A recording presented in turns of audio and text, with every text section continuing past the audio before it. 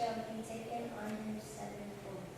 And the Lord will mark on Cain, lest any who comes him should attack him. Then Cain went away from the presence of the Lord and settled in the land of east of the Enemy. Thank you. If you guys can read it to yourselves again, just remind you, if you can't see the person next to you, that means your block is supposed to move back. If you do feel like you need to move around, please leave it first, and then no problem. So, read it again to yourselves, and when you're done, just look up.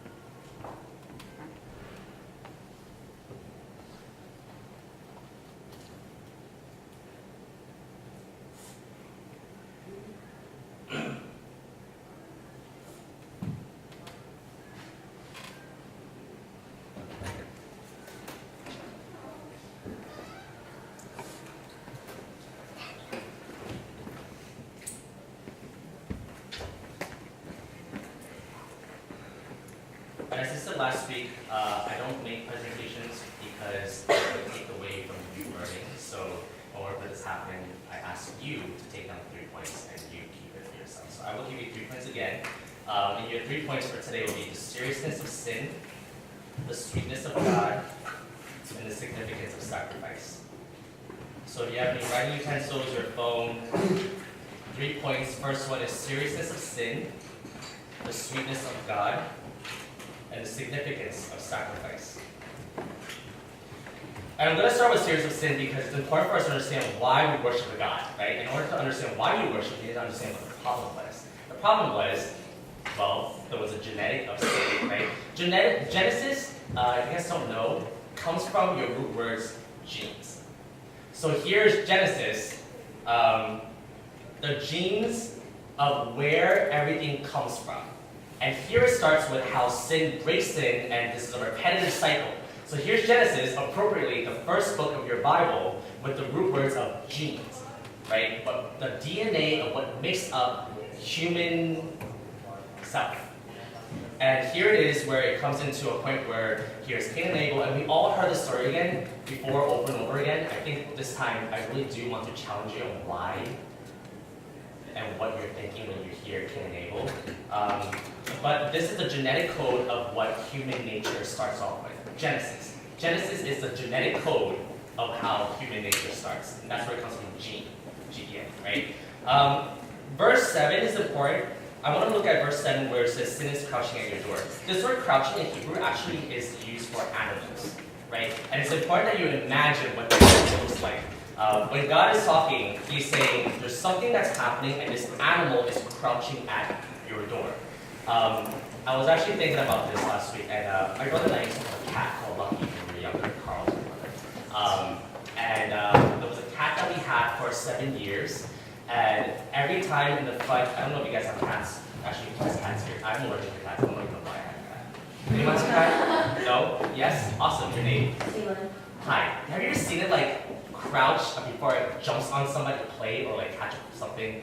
I mean, ours I don't think ever caught anything in the house. We didn't have rats or anything, but No, it was also declawed. So. yeah, he was a declawed cat. We didn't do that. He came like that. Straight It came like that. Yes. It came like So here's our cat Lucky, and we always had a door that we can open, and the first door was clear.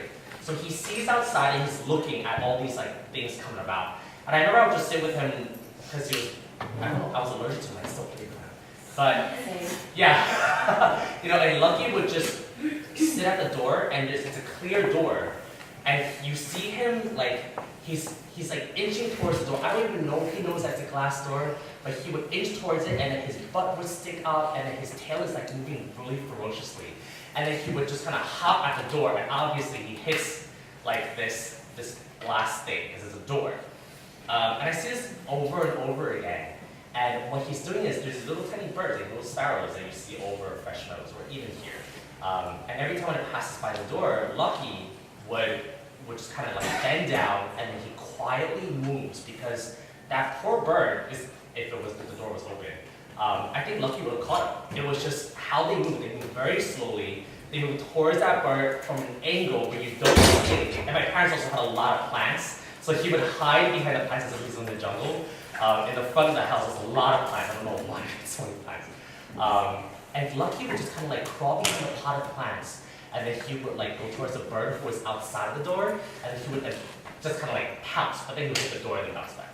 And I think of that, and I think to myself, wow, like that's actually how Satan gets us. When God uses this word in verse 7, that sin is crouching at your door, like a roaring lion, this is what he does. He catches you when you're not seeing things, right? When you are the least motion, when you're at the most motionless state of your life, that animal is coming because you're still. And it is preying on you because it's looking at you and it is watching so that you don't ever see. Right? It comes behind the corners, and then it comes behind the plants, it comes behind all these things that you can't see, and then when it wants an opportunity, it will catch you. It will get you. Right? When you are not moving in life, and you're comfortable in your jobs, and you're comfortable with where you are spiritually, you're just coming here on Sundays, you're not serving, you're just sitting here, and you're just hanging out afterwards, you're grabbing your lunch, you're making small talk, and you're comfortable spiritually. That is when Satan's going to come at you. He's going to find you because you're still. Right? And when God uses his very first warning in the Bible, this is a very serious warning. He said, first, he's looking at Cain and he's saying, why are you so downcast? And then he moves on, he says, sin is crouching at the door. You need to be careful. God doesn't stop him. He just kind of warns him and he says, hey, I see something's going on, but you need to be careful. And you need to take this and you apply it to yourself. You say, well, why would God say that? Is God saying that to you today? Is he saying to you, hey, sin is crouching at the door because you're so still. You're so comfortable that you're not doing anything with your life. So guess what? Satan's going to come in and he's going to make you even more comfortable with your riches, with your relationships, with your comfort in grades, with your comfort in money. You're very comfortable. And that's how he gets you. Right? But we don't think of it that way because we're thinking, well, we're doing things, we're always so busy. But here is God saying sin is intellectually crouching at your door today in New York. Back then it's different, right? Today, if you, let's say you were to talk to a friend and you say, hey, like, let me talk to you about sin. What kind of reaction do you get? Tell me. Let's say you even use the word sin in your college classes or in your prestigious high schools or whatever you're in. What happens? What is the response that you get when you say, hey, I want to talk to you about sin? Give me the feelings of this word sin. Jehovah's Witness, sure. Keep going. Is it a modern thing to talk about this? Do you even hear this word in Facebook or Instagram? Is it a dated word? Yeah, sure. Older writing, right? Not today in 2019. You don't hear this as if like it's a modern day word, as if it's a new word vague. These are not the same kind of words, right? Sin is a very old word where people don't use it anymore. So now our problem is that sin is crouching not just at your door, but intellectually at your door. If you guys are sitting in the back, if you just move up 2 aisles so that you're not too far from us. But thanks for coming. So it is basically, sin is crouching at your door intellectually. You can't even talk about sin without someone looking at you saying, what are you talking about? Are you dated? Are you stupid? Like, who talks about sin? Let's reason things. Like they want to do things logically. They want to do things with science. So even with that, in your modern day, where you can't talk about sin. So seriously, the sin is being buried so much that you yourself can't even talk about it with your friends.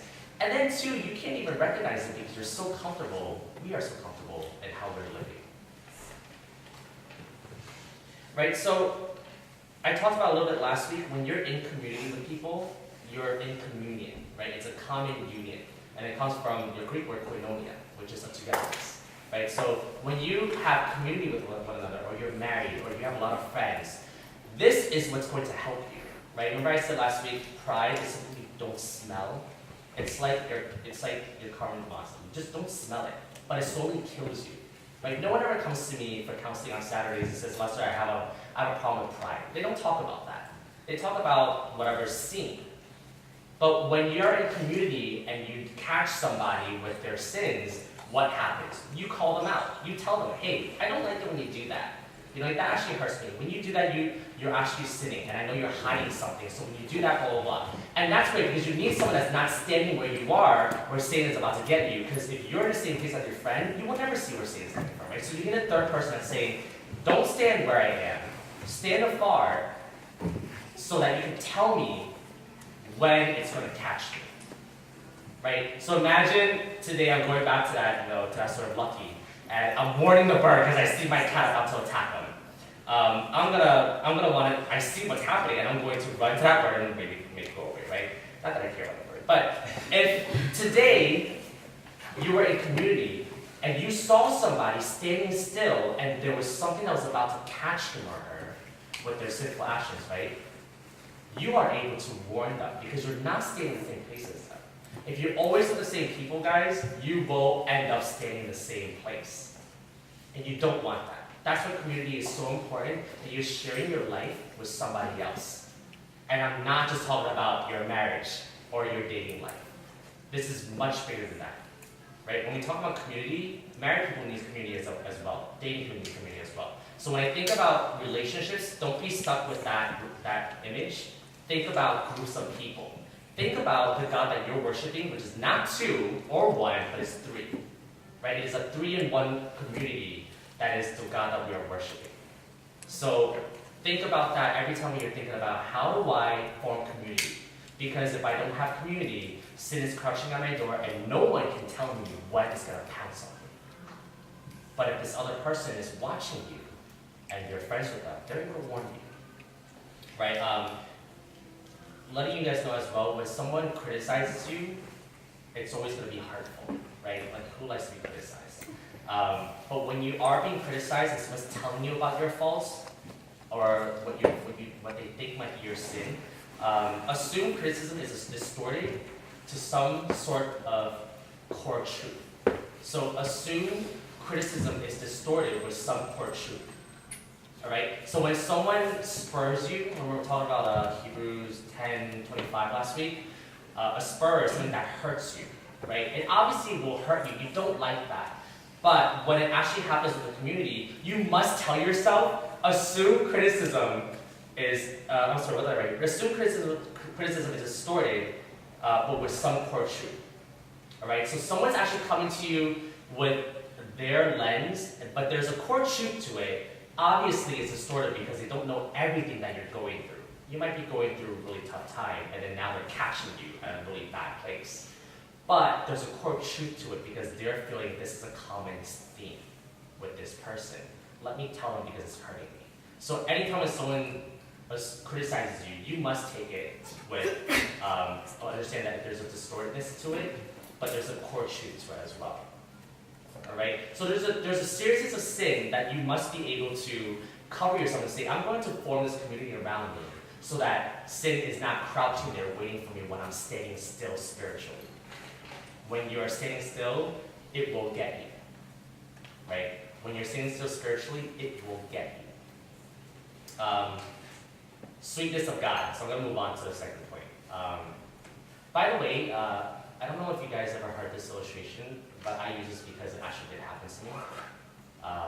The reason why you need to have things fixed, the reason why Jesus had to come and fix things, quote unquote, right, is because something was broken.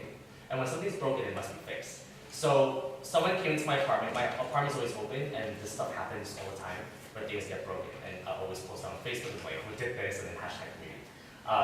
This is what happens, right? So you have to, I go home one day and my lamp was broken, and it was like, I was like, no one left anything. And it wasn't like a cheap lamp, it was a nice lamp that I really enjoyed, and I was like, well, that's really sad. And What happens when someone breaks my land? And it's worth, let's say, $500. What happens when someone breaks your land for $500? Sure, there's a repayment, right? What is your name? Stuart. So there's some kind of payment that you want back because you're like, I'm gonna beat this guy up, you're gonna be upset, right? What is another option though without hurting them? Yeah. Okay. That's your friend. My house is open to yes, but also to friends. But this is a friend who broke your lamp. What would you expect back? A money, what? You could forgive them. Okay, yes, that's a great thing. But if it's a lot of money, you don't have it, right? You would want that person to pay you back. So I heard you guys, some of you said money. There's some kind of reconciliation that needs to be done because something is broken in my house and now somebody's to pay for it, right? Someone has to pay. This is a lamp that you bought for whatever amount it is, right? Somebody must pay. And if it's not you, and if it's not the person who broke it, then who must pay for it? You. If it's not out of money, then it's out of what? Forgiveness. That's a payment, right? It is inconveniencing myself and saying, I'm going to put all that crap away, and I'm going to just let it go. That's a payment, right? So you have to tell yourself, well, this is why Jesus came for me, because there was something that was broken. Don't just think he came and gave you a nice gift and then left back to heaven. There was a broken item, and you should have paid for it. But something had happened where it was then redeemed, and you don't have to pay for it anymore. So I'm going to go back to the sweetness of God. How does God treat Cain in this passage? Tell me what happens even before he commits the act. Cain. Not so much that, but what did he do to Cain before he committed the murderous act? Look at the passage, it's not written in my chart. And tell me what he does before he commits the act. He warns them. What does he say? Why are you angry? Why are you angry, right? So in some versions it's why are you so downcast? And that is translated to why are you so depressed? There's something else happening there where God now comes and he's not yelling at him. But what is he actually doing, guys? Not so much testing. Giving him a chance to explain himself. He's not giving him a chance, but he's counseling him. Why are you so downcast? When you look at a friend, tell me, and he's sad, what do you say to them? Why are you looking so sad? You're like, what, you good? What's wrong? Right? This is God's old day version of saying, why are you so downcast, my beloved? Right? Well, he doesn't say that, beloved. But he said, why are you so downcast? And this is not a harsh Hebrew word. This is actually a very gentle word. Why are you so downcast? So he's actually talking to him in a very comforting and counseling way. Right before he sins, God is saying, let me counsel you. Right? And then when he does sin, what happens? Then tell me what he does to Cain.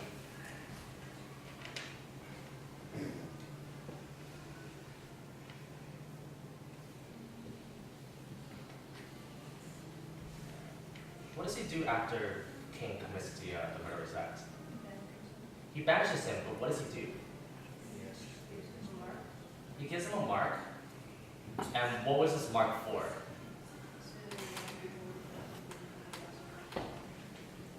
Why?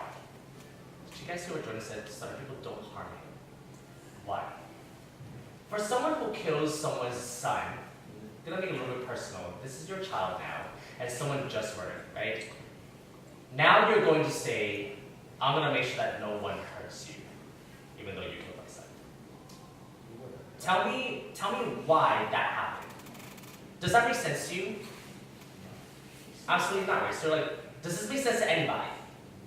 Absolutely not. And you must look at this because we've been told this story over and over again, and what you're fed in Sunday school is, oh, God just warns everybody and casts them out and then he doesn't get hurt. Well, you need to question why is he not being hurt? He should be hurt, right? He broke my lamp. That's the man who broke my lamp. He needs to pay. But God's saying, no, you broke my lamp and more. Actually, you murdered somebody. And now I'm going to cast you because you don't belong in my presence anymore. But I'm going to make sure that no one hurts you. Why does he do that? No. that's our humanistic way. Good job, Victor. That's what I got to remember. So, why do you think he would do that to Cain? Keep going. What do you guys think? He is showing an abundance of grace, right? This is even before Jesus, and I want to tell you guys this now because non-Christians always tell you guys God was a really mean God. He just goes around killing people. Well, no. Look at this first chapter, this first murderous action, and tell them God was actually very much gracious even before Jesus came. Right? He looks at Cain and he says, "You just committed murder. The very first murder I've ever witnessed. And now this guy, Abel, is dead because you killed him. So, because you have sinned, I must cast you away." Is that wrong with God? No, because somebody must pay. But he doesn't kill him. So then he goes and says, "However, I'm going to mark you so that nobody can touch you. No one will hurt you." The whole entire place, whoever is out there, however many years you have between that Adam and Eve must have a lot of children, they dispersed. Now they probably all know what happened. They probably heard if something happened with Eve, right? That nobody will hurt you. So you look at that and you must say, well, God was even gracious then. Not just when Jesus came, but back then he was still gracious. Any questions about that?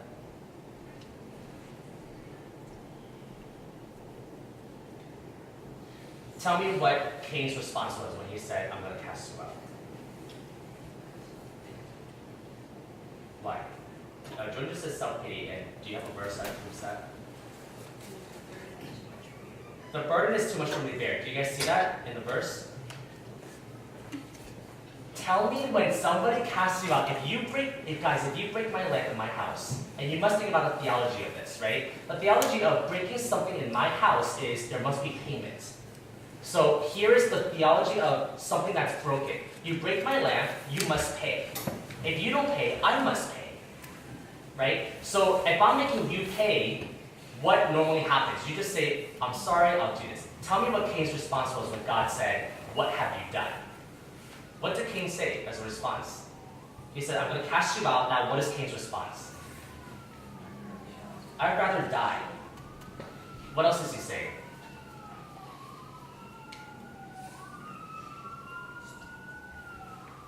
You're reading it, right? Like, what does it say before that, or even after?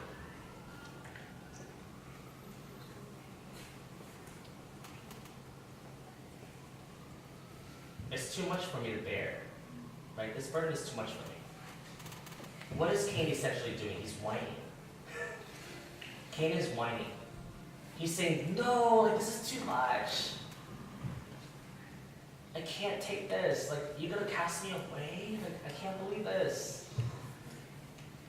How often do you guys go through that? Then you have to look at it and say, you, the person who breaks lamps, you're not so much murdering people, right? Although Jesus then comes in the New Testament and he challenges that. He says, every time you're angry at your brother or sister, every time you're angry at your mom and dad, every time you're angry at somebody, you're holding something against them, you're committing murder in your heart. Right? Jesus goes a little bit further. He says, though you think you're not committing murderous acts like Cain and Abel, you are doing it right now every single time when you have anger in your heart. And I'm going to bring it to another level so that even that is a murderous act.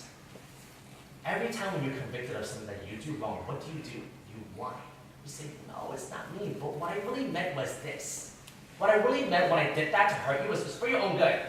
You know, what I did that was because you're just stupid sometimes. I think you should know." You know, when I do this because I wasn't in the right state of mind, so forgive me. I was just telling you mean things, and now you must forgive me because I was not in the right state of mind. Right? You defend yourself, huh? He's like, "I murdered you.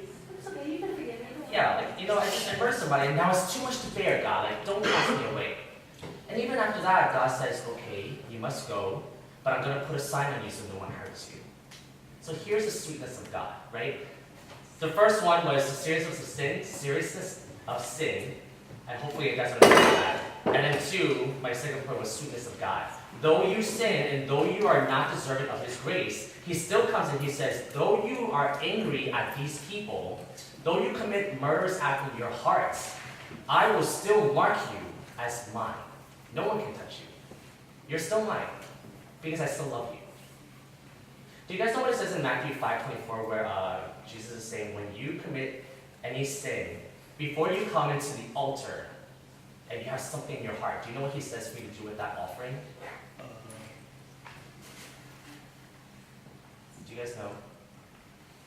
If you're holding something against your brothers and sisters in your heart and you're about to come to me and worship, that's what he says. And then he said, if you have something in your heart, what does God say to do with that offering that you're about to offer him with? Reconcile with your brother. Not just reconcile, great. He says, leave it. I don't even want it. This is garbage to me. Then go reconcile. You think you can come before God when you don't have reconciliation with your brothers and sisters? You must be kidding. Don't come and worship with him.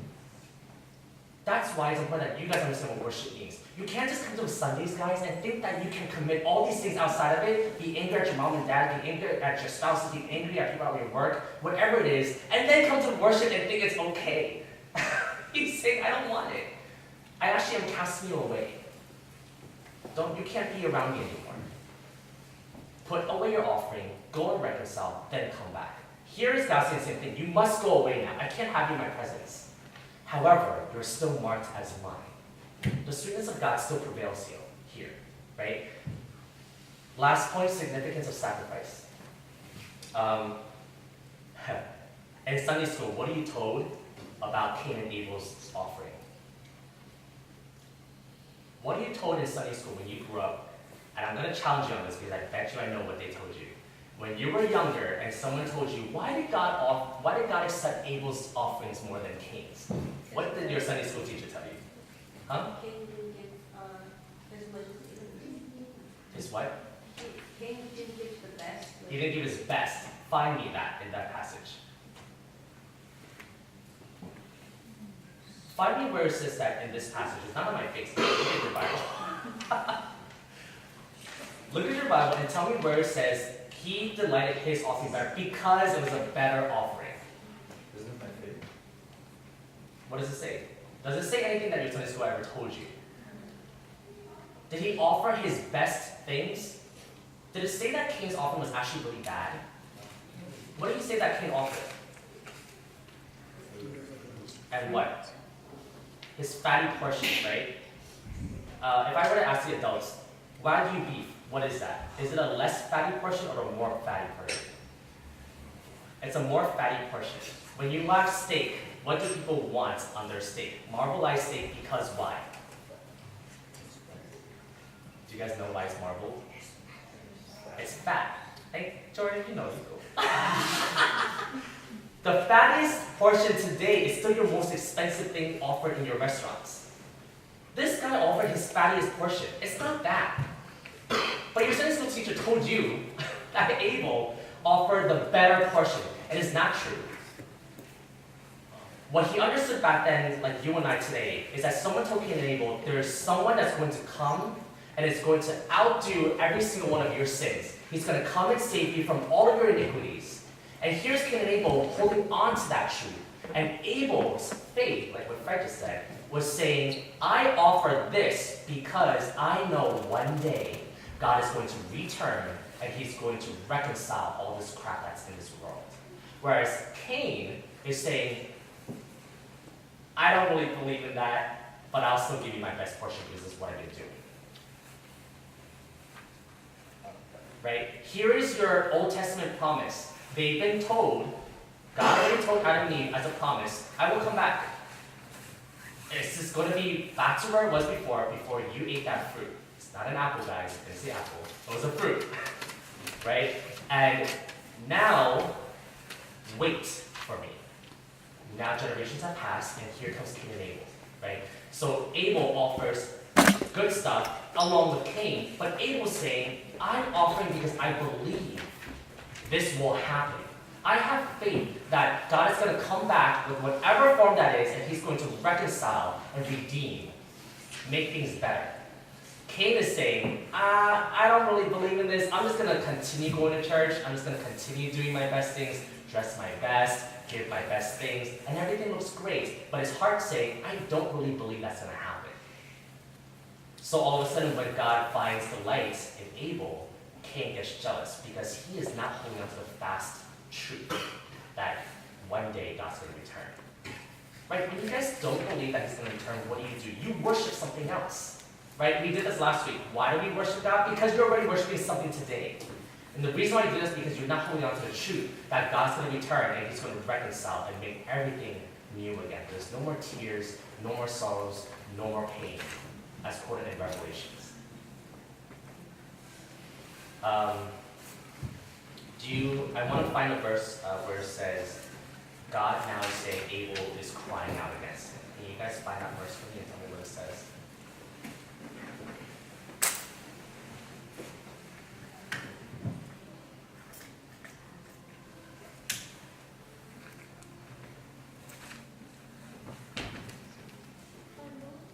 Anything about Abel's blood crying out?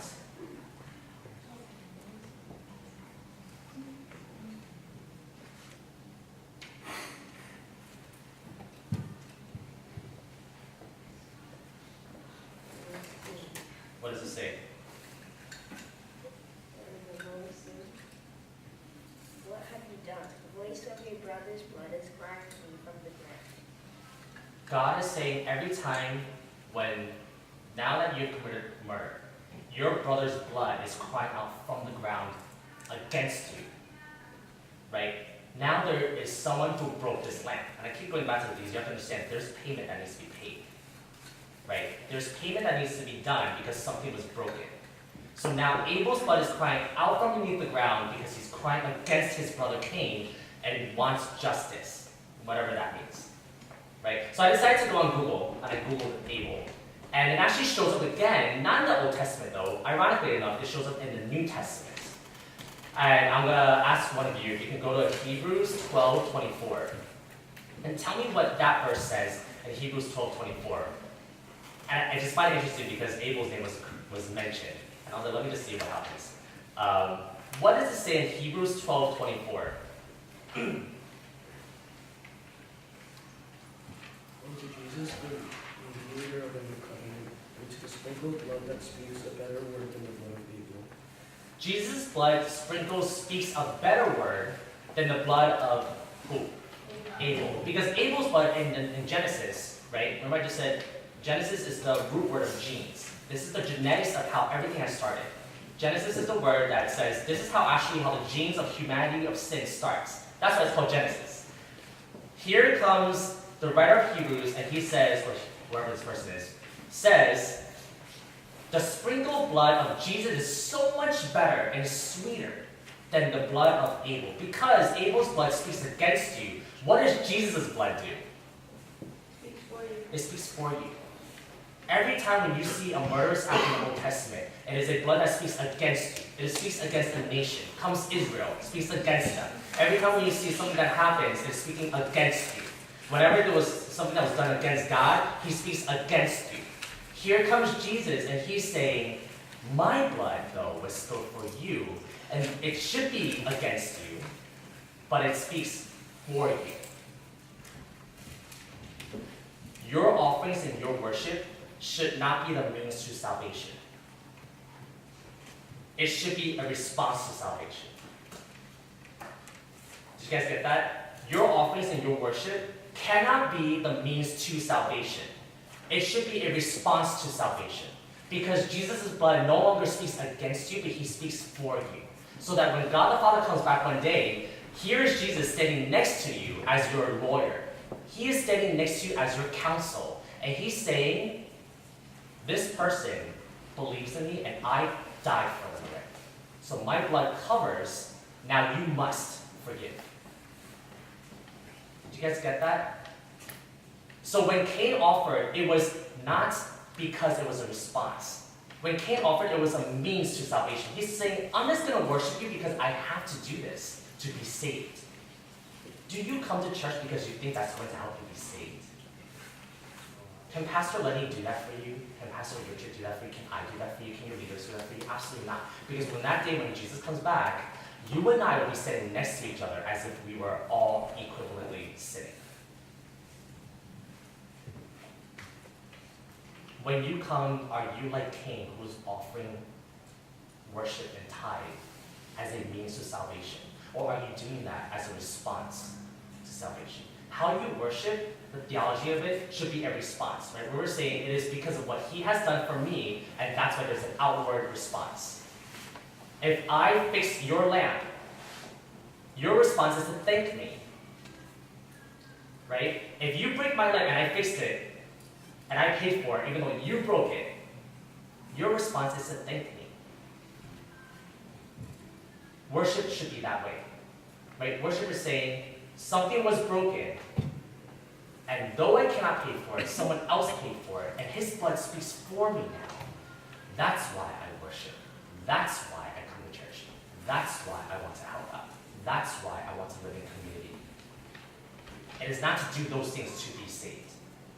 It cannot save you, right? Your money can't save you. Your friends can't save you. Your spouses can't save you. Because when he returns again, you'll be sitting right next to them, and you'll all be judged equivalently. Any questions?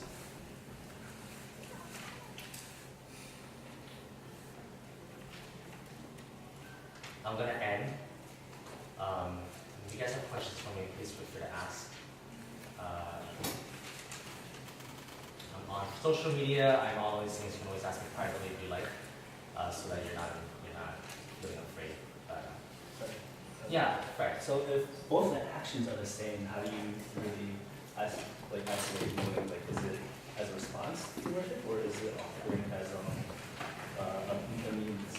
That's a great question, in fact. So that's why Jesus then comes in the New Testament and says, look at your heart.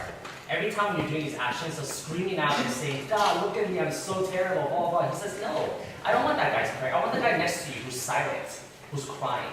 Because I see their hearts, and that's what I want. So you're right, two actions are absolutely the same. You have Cain who offered the fattiest portions, which I just explained to you today. When I take my clients out to dinner, the fattiest meats are the most expensive. I don't know why, I hate fatty stuff, but it's the most expensive things. Here's Cain doing the same thing thousands of years ago, offering the fattiest portions to God. Great stuff. And Abel as well, offering his first fruit, great stuff. Both great stuff. But it is their hearts that differ. So your question was, how do you know even though both things are great? God's saying, I don't care about what you bring to me. I'm looking at your heart. That's why I brought up Matthew chapter 5:24. Before you come to me and worship and you have not reconciled with your brothers and sisters, leave your offering and go reconcile. I don't even want it. Because your offerings are great. I'm sure it is. I gave it to you. That's what God's saying. God's saying, I gave you that offering to return to me. Remember, you're all living on borrowed capital. Everything that you have, you came to this world with nothing. So that means everything that you have currently is a borrowed item. God lent it to you. Because you can't take it with you when you go. You're living on borrowed capital. So even your offering, you think that's going to help you? Absolutely not. Because God's saying, I gave that to you. You're regifting. You're regifting not to look back to me. That's terrible. So he's saying, I want your heart. So if you don't reconcile with somebody, don't come to me. Leave my stuff that you're about to offer back to me and go reconcile. Any other questions? Comments?